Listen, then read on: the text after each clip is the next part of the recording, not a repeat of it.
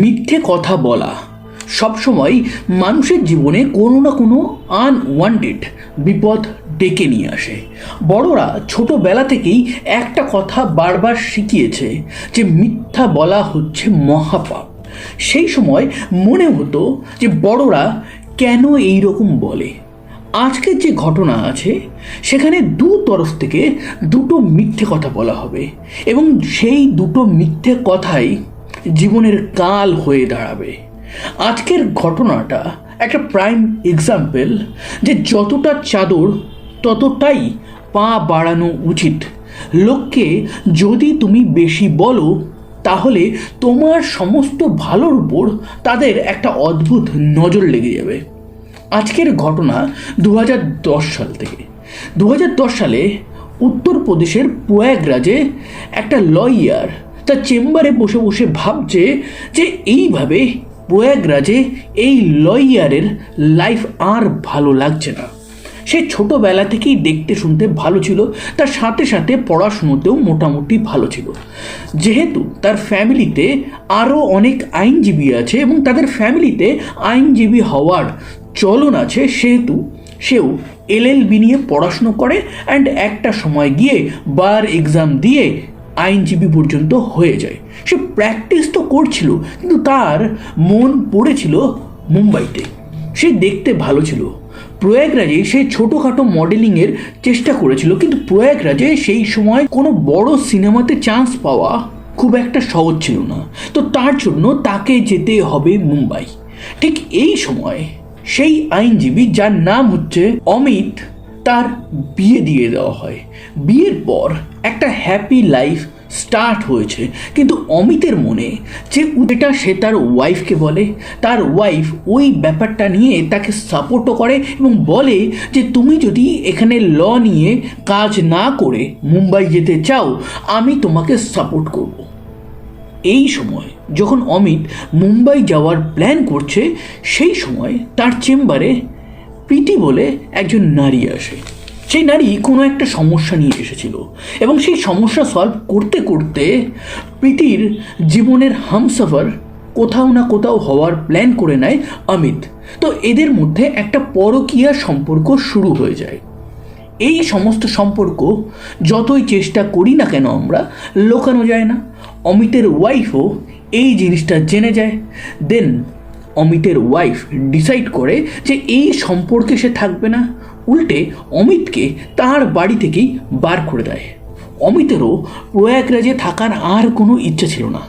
এক তো ওয়াইফ সে তাকে তাড়িয়ে দিয়েছে, উল্টো দিকে তার যে প্রেমিকা প্রীতি, যার জন্য সে নিজের বাড়ি পর্যন্ত ত্যাগ করেছে, তাদের দুজনের একটা শেয়ার্ড অ্যাম্বিশন আছে। সেটা কি, মুম্বাইতে গিয়ে বলিউড সিনেমাতে চান্স পাওয়া, সেখানে নায়ক নায়িকার রোল করা, অনেক পয়সা কামানো, ভালো বডি করা, দেখতে সুন্দর হওয়া, ম্যাগাজিনের কভার পেজে আসা এবং বিদেশে বড় বড় ট্যুর করা। যেহেতু শেয়ার্ড অ্যাম্বিশন আছে, দুজনেই প্রয়াগরাজ থেকে সোজা মুম্বাই চলে যায়। মুম্বাই যাওয়ার পর তাদের যত জমানো সেভিংস ছিল সেটা দিয়ে একটা ফ্ল্যাট রেন্ট নেয়, সেখানে থাকা খাওয়া শুরু করে এবং কোথায় কোথায় অডিশন হচ্ছে সেইগুলো খোঁজ নিয়ে সেখানে যেতে থাকে। যেখানে মুভি সেটগুলো আছে সেখানে পর্যন্ত যেতে থাকে। তারা মুভি সেটে গেলে ফ্রিতে খাবার পেত, তার সাথে সাথে সাইডে backup dancer or backup actor হিসাবে টুকটাক রোল পেত। তো ওই রোল করলে তারা পার ডে ওই 1000-1500 টাকা করে পেত। তো এইভাবে তাদের লাইফটা সেই সময় চলছিল। কিন্তু একটা সময় এসে অমিত আর প্রীতি দুজনেই বুঝতে পারে মুম্বাই তাকে দেখতে বাইরে থেকে যতটা সুন্দর, ভিতর থেকে ঠিক ততটাই আগলি। তারা কোনোভাবেই কোনো সিনেমাতে পার্মানেন্ট কোনো রোল পাচ্ছিল না। তারা দুজনে একটু একটু করে ভেঙে পড়ছিল। তাদের কাছে টাকা পয়সাও খুব একটা ছিল না। এরপর তারা যাবে কোথায়? তো এমনই একদিন হঠাৎই খবর আসে যে মুম্বাইতে মধুর ভান্ডারকর একটা সিনেমা তৈরি করছে এবং তার মেইন অ্যাক্ট্রেস হচ্ছে করিনা কাপুর। সিনেমার নাম হচ্ছে হিরোইন। তো এই সিনেমার জন্য কিছু ব্যাকআপ অ্যাক্টর, কিছু ব্যাকআপ ড্যান্সার এগুলো নেওয়া হবে, সেগুলোর অডিশন চলছে এবং সেখানে ফ্রি ফুড এবং পার ডে হিসাবে সেই সব ব্যাকআপ ড্যান্সার এবং অ্যাক্টরদের টাকা দেওয়া হবে। তো প্রীতি আর অমিত ভাবে এটা একটা ভালো সুযোগ। যদি মধুর ভান্ডারকরের ছবিতে একটা ছোট্ট রোল করতে পারি, যদি অন্যান্য ডাইরেক্টরদের নজরে আসতে পারি, তাহলেই কিন্তু কেল্লাফাতে হয়ে যাবে। তো সেই রকমই তারা প্ল্যান করে সেই স্টুডিওতে চলে যায়। সেখানে শুটিং হচ্ছিল এবং সেই সমস্ত কিছুর মাঝে তাদের পরিচয় হয় ওই সিনেমার সেটেই মীনাক্ষী থাপার সাথে। এই মীনাক্ষী থাপা হিরোইন সিনেমাতে খুবই ছোট্ট একটা মাইনর রোল করছিল। মীনাক্ষী থাপা তার অ্যাকচুয়াল বাড়ি হচ্ছে নেপালে, কিন্তু তার ফ্যামিলি দীর্ঘকাল আগে ভারতের দেরাদুনে চলে আসে। তার বাবা ওএনজিসিতে কাজ করে, তার ভাই আর্মিতে কাজ করে, আর তার মা ছিল হাউস মেকার।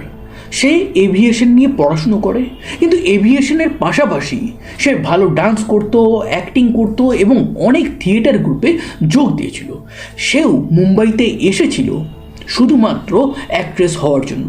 তার ফ্যামিলি তার এই ইচ্ছা দেখে তাকে কিন্তু সাপোর্ট করেছিল এই ব্যাপারে। এই কারণে মুম্বাইতে থাকার দরুন মীনাক্ষী থাপার তেমন কোনো প্রবলেম হয়নি।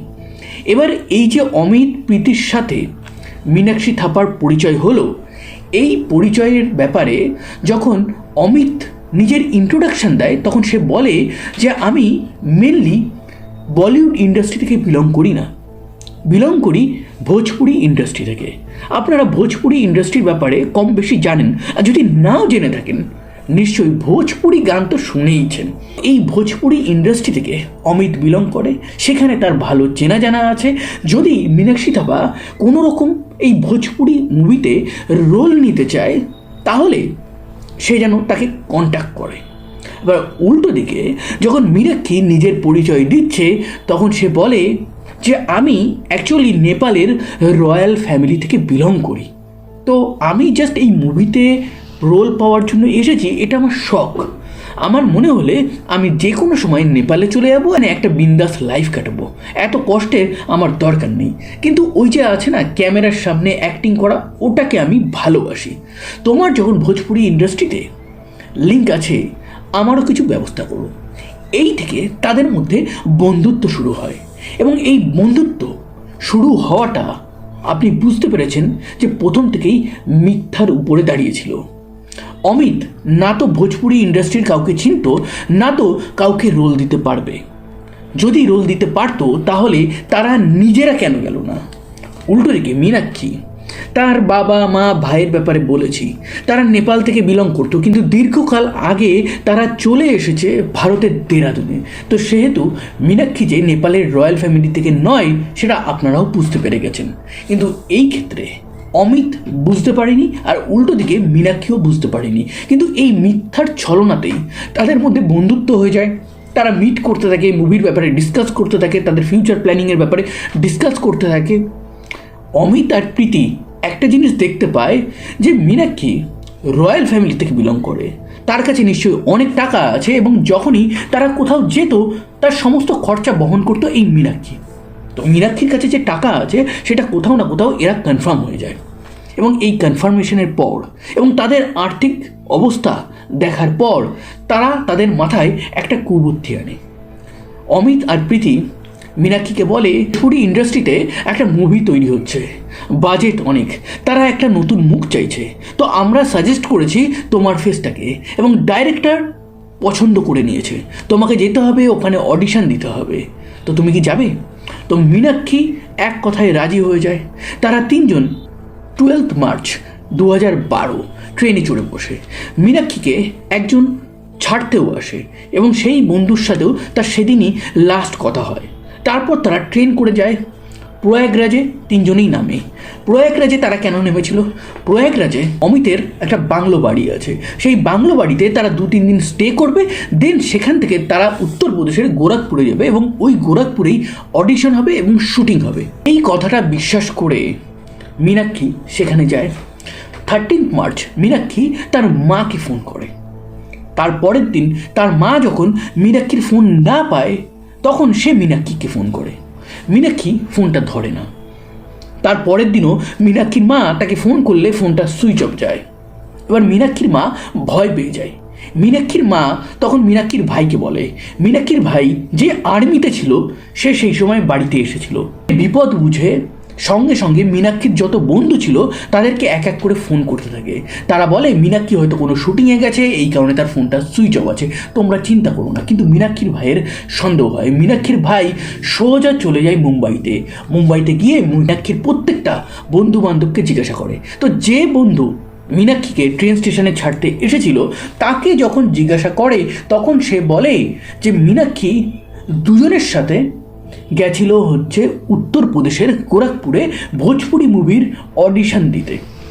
এইটা শোনার পর মীনাক্ষীর ভাই জানতে চায় সেই দুই ব্যক্তি কারা। অমিত আর প্রীতি, তারা হাজব্যান্ড ওয়াইফ। এবং এই অমিত আর প্রীতির ব্যাপারে মীনাক্ষীর ভাই, মীনাক্ষীর মা কিছু জানতো না। এবং ঠিক এই সময়তেই মীনাক্ষীর মায়ের মোবাইল থেকে একটা মেসেজ আসে যে 15 লক্ষ টাকা দাও, আর তোমরা যদি কখনো পুলিশের কাছে যাওয়ার চেষ্টা করো তাহলে তোমার মেয়ের সমস্ত আজে বাজে ছবি ইন্টারনেটে ছড়িয়ে দেওয়া হবে, তো তাড়াতাড়ি টাকা পাঠাও। এই ব্যাপারটা যখন মীনাক্ষীর ভাই জানতে পারে তখন সেও ভয় পেয়ে যায়। একদিন দুদিন ওয়েট করার পর মীনাক্ষীর অ্যাকাউন্টে তারা 60,000 টাকা ডিপোজিট করে। তারা বলে তাদের কাছে অত টাকা নেই, কিন্তু উল্টো দিকে যে মেসেজ করছে সে কোনো মতেই মানতে চাইছে না। সে বলছে তোমাদের কাছে কোটি কোটি টাকা আছে। এই সমস্ত অবস্থায় মীনাক্ষীর ভাই ডিসাইড করে যে আর 1 মিনিটও ওয়েট করা যাবে না। সে সোজা মুম্বাইয়ের এক পুলিশ স্টেশনে গিয়ে পুরো ব্যাপারটা বলে, অমিত আর প্রীতির এগেনস্টে কমপ্লেন করে। অমিত আর প্রীতির এগেনস্টে পুলিশ কমপ্লেন পেয়ে সোজা মুম্বাইতে অমিত আর প্রীতি যেখানে থাকতো সেখানে রেড করে। সেখানে গিয়ে তারা দেখতে পায় অমিত আর প্রীতি এখানে নেই। তাহলে অমিত আর প্রীতি গেল তো কোথায় গেল? পুলিশ খোঁজ খবর নিয়ে জানতে পারে তাদের অ্যাকচুয়াল বাড়ি হচ্ছে প্রয়াগরাজে কোথায় বাড়ি? অমিত আর প্রীতির বাড়িতে যায়। অমিতের বাড়িতে গেলে অমিতের এক্স ওয়াইফ বলে আমি অমিতকে এই বাড়ি থেকে তাড়িয়ে দিয়েছি। কিন্তু প্রীতির বাড়িতে পুলিশ গেলে পুলিশ জানতে পারে যে প্রীতি 13 থেকে 17 মার্চ প্রীতির বাবা যে বাংলোতে সিকিউরিটি গার্ডের কাজ করে সেই বাংলোতে একজনের সাথে এসেছিল। পুলিশ যখন ছবিটা দেখায় মীনাক্ষীর, তখন সিকিউরিটি গার্ড প্রীতির বাবা সে বলে যে হ্যাঁ, এর সাথেই আমার মেয়ে আর অমিত এসেছিল। তখন প্রীতির ভাই এই পুরো ব্যাপারটা শুনে বলে যে হ্যাঁ, আমার দিদি 17 তারিখ আমাদের বাড়িতে এসেছিল, কিন্তু আমাদের সাথে দেখা করেনি।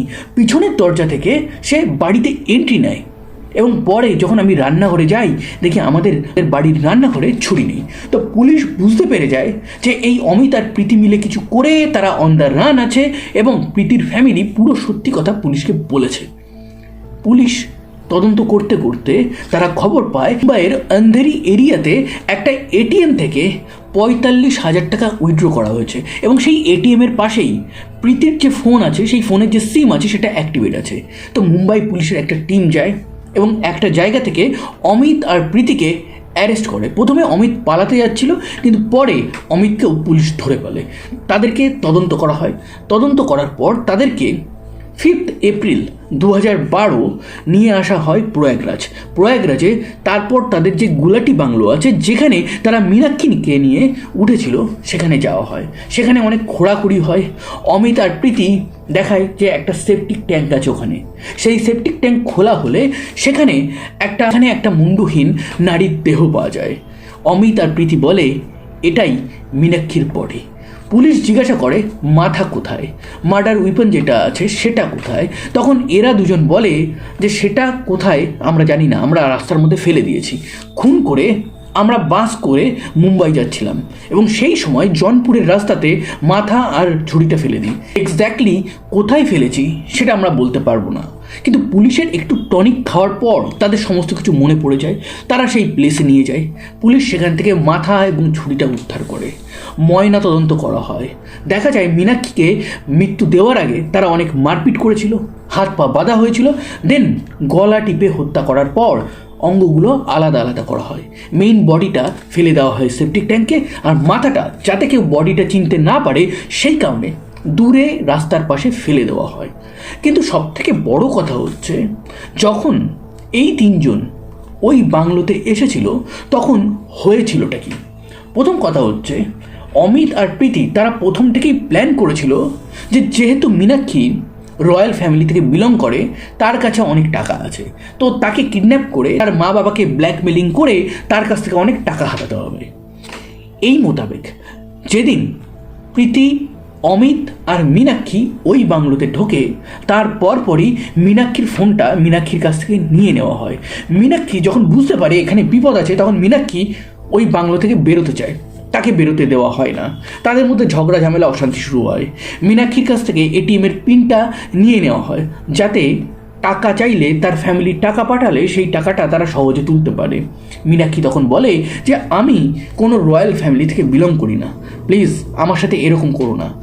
এবং উল্টো দিকে অমিত আর প্রীতি এই কথাটা মোটেও বিশ্বাস করছিল না।